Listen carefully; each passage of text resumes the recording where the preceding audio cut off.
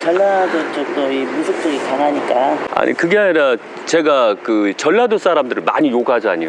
왜냐면 이것도 저기 있잖아요. 그 이번에 잼버리 사건. 네. 여기도 곧 촬영할 거거든요. 그거 아시죠? 노무현 거. 그 대나무로 이렇게 200만 원도 안 드는 거 3천만 원에. 시작하기 3일 전인가 가봤거든요. 예. 어떻게 저런 데서 애들이 저렇게 예. 버틸까. 예. 저기는 완전 지옥이다 그랬어요 제가.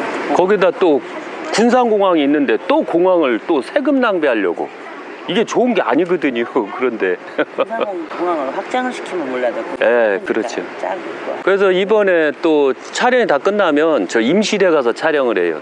왜냐하면 대통령감이 너무 없어서 그 김관진 장군 있죠. 그분을 대통령, 우리가 뽑아야 될 대통령감으로 촬영을 하려고 그래요. 저야 뭐 민생이 뭐 뭘 알겠어요? 아무것도. 아니 그거 알아야 돼요. 지금. 아무것도 모르지만 이번에 예. 지금 국회에서 사건이 있었잖아요. 근데 우리가 모르는 사람이 봐도 저러면은 이쪽 당들은 다 끼갱인데 이런 생각이 들어가더라고요. 근데 그 사람을 안 뽑았어야 돼. 이재명이를. 근데 이왕이 뽑아냈으니까 아니 뽑아놔도 끝까지 지켜야 되는데. 아니요. 지키면 안 돼요. 지키면 안 된다고? 왜냐하면 도둑놈이 예를 들면 문재인 같은 사람이 정권을 딱 잡았어요. 문재인이가 뭐를 했어요? 최저시급 올릴 때는 노동자는 좋지요. 그런데 농민들은 어떻게 돼요? 농민들은 하루에 8만 원, 일당이 8만 원만 줘야 되거든요. 그것도 많이 주는 거예요.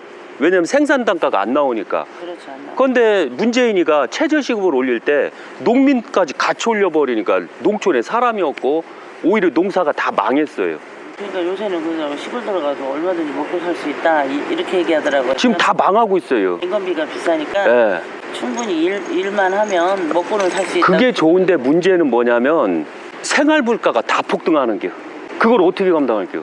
최저시급을 5,200원은 5,200원대 있잖아요. 박근혜 대통령 때 5,200원대 했을 때도 일 잘하면 8,000원도 받고 15,000원도 받았어요. 그렇죠. 최저시급은 일 못하는 사람을 중심으로 만들어 놓은 거예요. 근데 일 못하는데도 딱 들어가서 10,000원을 준다. 어떻게 돼요? 적자죠. 완전히 적자죠. 사람은. 왜냐면 여기 전주에도 저희 신도가 많아요. 익산에도 신도가 많거든요. 그런데 많은데 그분들한테 항상 제가 이해를 시켜요. 모든 건 내 지역 사람을 뽑는 게 아니라 깨끗하고 맑은 사람을 뽑는 거다. 그래야지 바로 도둑질을 안 한다. 이해 가시겠죠? 네. 그러니까 이재명 같은 사람은 실제적으로 너무 도둑질을 했어요. 그거 대장동 사건 있죠. 할 때 그 유튜브에 나온 게 만약에 시민들의 있잖아요. 자기가 땅을 거저 샀고 그 땅 농사 짓는 사람이 시위를 하러 왔는데 막 쌍욕을 하면서 저것들 빨리 구속시켜.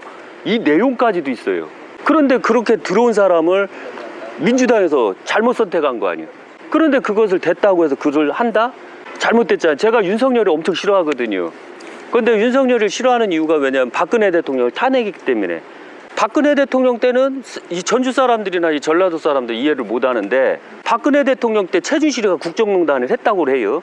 그럼 물가가 안정되시오. 경제가 안정되시오. 국방이 안정되시오. 외교가 안정되시오. 수출이 안정되시오.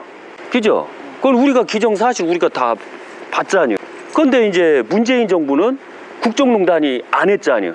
그 최준실처럼 국정농단 안 했잖아요. 물가가 폭등했시오. 외교가 불안했시오. 그죠? 태양광 깔아갖고 그게 실제적으로 다 이유가 있는데 그건 밝힐지를 못해요. 제가 그게 엄청 무서운 게 태양광에 있거든요. 일반 국민들은 자세한 내용을 모르니까.